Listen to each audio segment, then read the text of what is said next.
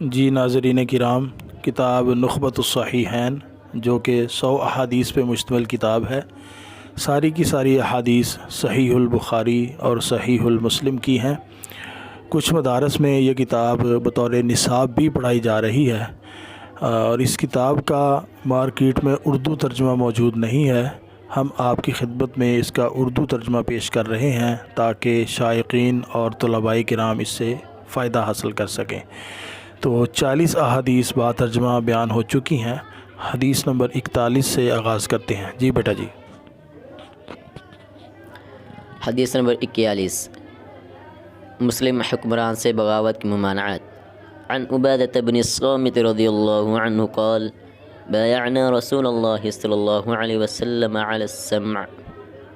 سیدنا عبادہ بن صامت رضی اللہ عنہ کہتے ہیں کہ ہم نے رسول اللہ صلی اللہ علیہ وسلم سے بیعت کی، علی السمع والطاعة فی العسر والیسر، سننے پر اور بات ماننے پر، تنگی ہو یا آسانی ہو، والماشط والمکرہ، خوشی میں اور ناخوشی میں، وعلی اثرۃ علینا، اگرچہ ہمارے حق کا خیال نہ رکھا جائے، وعلی الا ننازع الامر اہلہ، اور اس امر پر کہ ہم نہ جھگڑا کریں گے اس شخص کی سرداری میں جو اس کے لائق ہے جب تک ہم اسے علانیہ کفر کرتے نہ دیکھ لیں، الا ان تروا کفرا بواحا عندکم من اللہ فبرہان، جب تم انہیں علانیہ کفر کرتے دیکھ لو تو تمہیں اللہ کے پاس دلیل مل جائے گی، وعلی ان نقول بالحق، اور یہ کہ ہم سچ بات کہیں گے، اینما کنا لا نخاف فی اللہ لومۃ لائم، جہاں کہیں بھی ہوں گے اور ہم اللہ کی راہ میں کسی ملامت کرنے والے کی ملامت سے نہ ڈریں گے۔ حدیث نمبر 42، جہاد فی سبیل اللہ کی فضیلت۔ عن ابی ہریرۃ رضی اللہ عنہ قال جاء رجل الى رسول اللہ صلی اللہ علیہ وسلم۔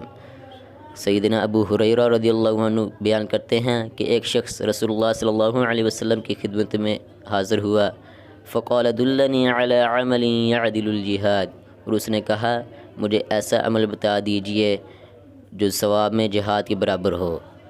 قال لا اجد، نبی صلی اللہ علیہ وسلم نے فرمایا میں ایسا کوئی عمل نہیں پاتا۔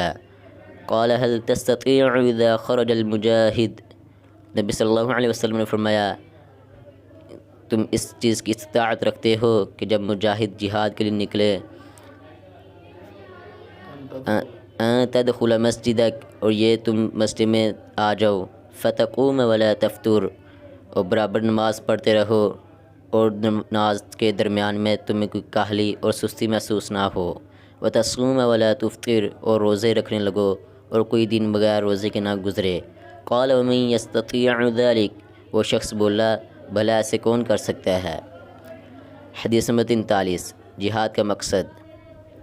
عن ابن عمر رضی اللہ عنہما ان رسول اللہ صلی اللہ علیہ وسلم قال، سیدنا ابن عمر رضی اللہ عنہما سے روایت ہے کہ رسول اللہ صلی اللہ علیہ وسلم نے فرمایا امرت ان اقاتل الناس حتی یشہدوا ان لا الہ الا اللہ، مجھے اللہ کی طرف سے حکم دیا گیا ہے کہ میں لوگوں سے قتال کروں یہاں تک کہ وہ اس بات کی گواہی دیں کہ اللہ تعالیٰ کے سوا کوئی معبود نہیں، وَأَنَّ مُحَمَّدَ رسول اللہ، اور محمد صلی اللہ علیہ وسلم اللہ کے رسول ہیں، وَيُقِيمُ الصَّلَاةَ، اور وہ نماز قائم کرنے لگیں، وَيُؤْتُوا الزَّكَاةَ، اور وہ زکوٰۃ ادا کریں، فَإِذَا فَعَلُوا ذَلِكَ عَصَمُوا مِنِّي دِمَاءَهُمْ وَأَمْوَالَهُمْ إِلَّا بِحَقِّ الْإِسْلَامِ، جب وہ یہ کرنے لگیں گے تو مجھ سے اپنے جان و مال کو محفوظ کر لیں گے سوائے اسلام کے حق کے، وحسابهم علی اللہ، اور ان کا حساب اللہ کے ذمے ہے۔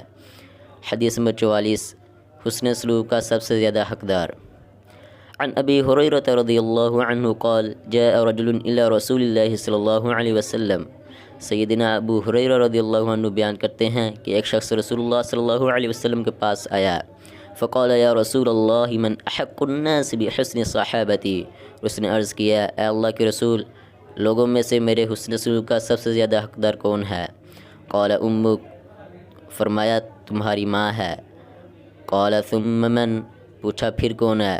قال ثم من، قال ثم امک، فرمایا تمہاری ماں ہے۔ قال ثم من، پوچھا پھر کون ہے؟ قال ثم امک، فرمایا تمہاری ماں ہے۔ قال ثم من،